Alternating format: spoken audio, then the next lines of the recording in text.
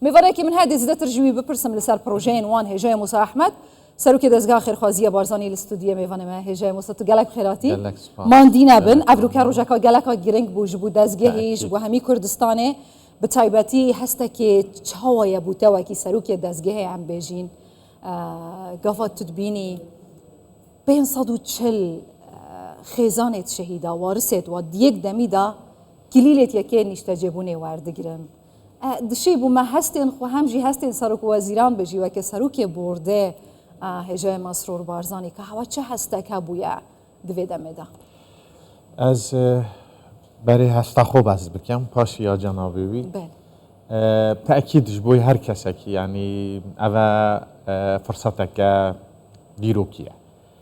که راست سبب کار جنابی وانن جبوی که اف در فتح چه ببید که اف خلقه بنا خدان یکی اکن جیبونه لیدیسان از باور دکم همی کارمندین دزگه خیرخوازی بارزانی هر جهه کی همی اوین کو بدرجای وی هیامی پشتیوان بونه جبوی کارین جوانین دزگه خیرخوازی بارزانی افرو هسته که تایبت هبو از گلک جاد بجمع کارمند دزگه خیرخوازی بارزانی جی یعنی بلیل هر تشتکی یعنی کیف خودت عالم مدد کو اف شولا هویا پیروز کریه نصیبه من ناوه که پیروز ناوه بارزانی و پیامه که پیروز کو پیام مرواتیه کو هم بشین خدمت مرواتیه که والبرنده جی براستی او اخفنا جناب بارزانی نمر مکریه درش میخواه یا شغل کرنه کو امرد که شانازی مروف خدمت کاری ملت خوبید یعنی از باورت کم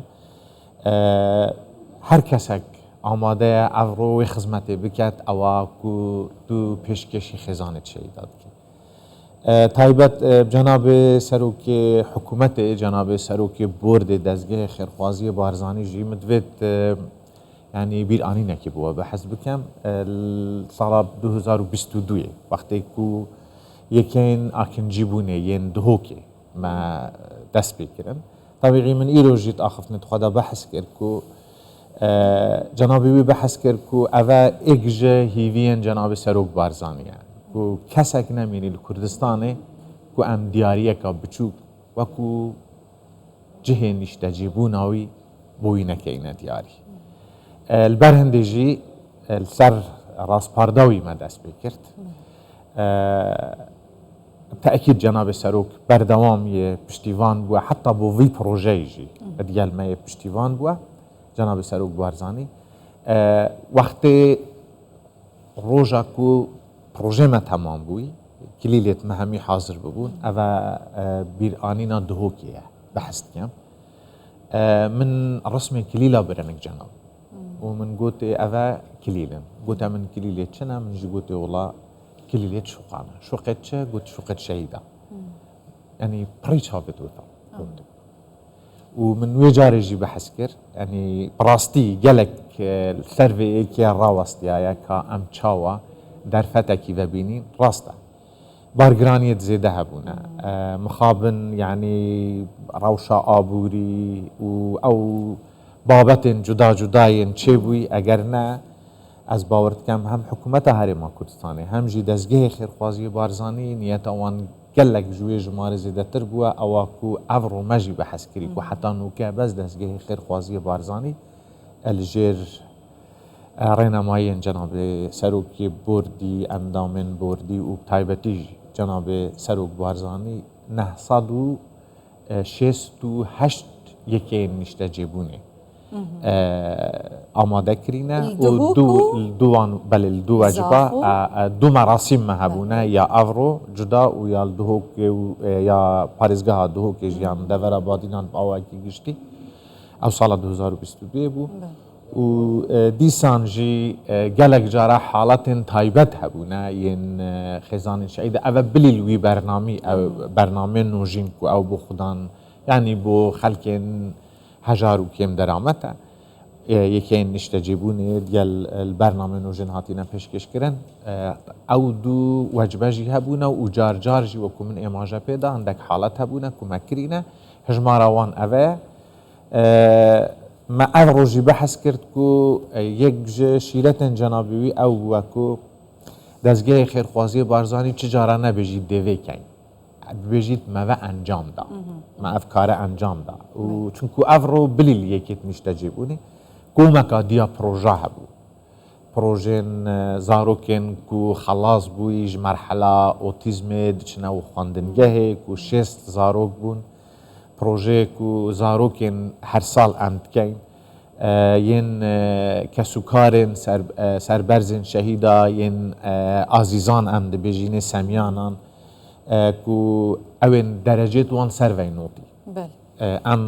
مەراسیمێن ڕێزلێنانێ بوانە دکەین ئەو زارۆکێن و دزگماکدا ئێشا دلی هەیە و ئەوژی پرۆژەیەک بوو جەنابێت سەرۆکی حکوومەتی ئاریکار بوو دیگەلمە و یە ئۆتیزمێژی دیسان ئاریکار بوو و یا باش ئەوە جناب ئەم پشتیوانیە جەنابەوی بناغایەکی چێتکەین پشتی هینگی ئەو بناغا ڕناوەستیت بەردەوامی هەبیت ئەگەر ئەم بەحسەیەکەی نیشتەجێبوونێ بکەین ئەڤروکە 540 خێزانن شەهیدên şerê Daeş yekên niştecebûne şuqeyên xwe kilîlên xwe ji Serokweziran Masrûr Barzanî ku serokê bordê dezgeha xêrxwaziya Barzaniye gelek bi dilxweşî wergirtin. Yani hîvî û umêd û girmijînek li ser rûyê wan, li çavê wan da hebû gelek ji wana Serokweziran baweş kir. Yani bi wergirtina van şuqeyan çi qonaxek dest pê dike bû jiyana wan, axiftina wan li ser vê yekê çi bû çi gotin? بتأكيد يعني أبوان جي سبرايز نبود هبونا خانيكي يعني إجا بيتفين هر جرينجين جياني أجبوي هر كسكي بتايبتي جي أوين كو بذكر ساعته دا تتبرن يعني راستي چاوان لوي كي بوزارو كي تخوجهك هبيت سرپناك هبيتن وبفي أو أي به تكرني ودجه خدا يعني بلا البيرا ما نشيد ببوري أجر درس وبسيارة تجي نبيت ئەم سپاسیا هەممیوان لایەنا بکەین ئەوێت کو دیالمە بەشدار بووی دەبێت چکو ئەvە هەمیمە نەکریە بەڕاستی ینی مە تەمام کریە ئەف پرۆژەیە وەزارەتە ئاڤادانکردنەوێ وەزارەتە شارەوانیە جەنابێ پارێزگاری جێگرن پارێزگاری و هەر یەک بلژنەیەکی دیالمەت هاری کار بوونەش بۆی ئاسانکاریە دیسان ئیدارە سەربخۆیە سۆران ڕێڤەبەریاتین وێرەیەن پەیوەنددار و کۆمەکە دیا خەلکی هەبوونە وەکو سەرمایەدار پشتیوان بوونە دیگەلمەک و ئەف پرۆژەیە بهێنە چێکردنێ و ئەم دێت بەردەوامژی بوین مە پلانên تایبەتی هەنە مە ئاخفتنێت خۆشیدا ئیرۆ بەحث کرد و ئەم چاوە تایبەتمەندیەکێ بدەینە وی گوندی گوندێ شەهیدا ئەوێت کو یەکێت وان تێدا هەیە و چاوە ئەو خۆ زارۆکێت وان ئیدارە خۆ بکەن لێرێژ بۆ هەندێک و ئەو پرۆژێت تێدا تایبەتی کەسکاتی تایبەتی مەجاالێ خوندنێ و پەروەردەیە نەک نەهێنە وەستیان یان کێماسی تێدا پەیدا نەبن بەلکو ئەم حاولە بکەین احتیمامەکە تایبەت پێ بدەین ji بۆی هەندێک و ئەف خزمەت گوزاریە ئاوایەکی بەردەوام و دیسان ژی نەبنە بارگرانی ژی سەروانە چکو ئەم هەمی زانین خزمەت گوزاریە ژی ئەرکای خۆ هەیە بەردەوامیە وی پرۆژەی یان ژی vê planê wekî Evrûka Cenabê Serokweziran amaje kirî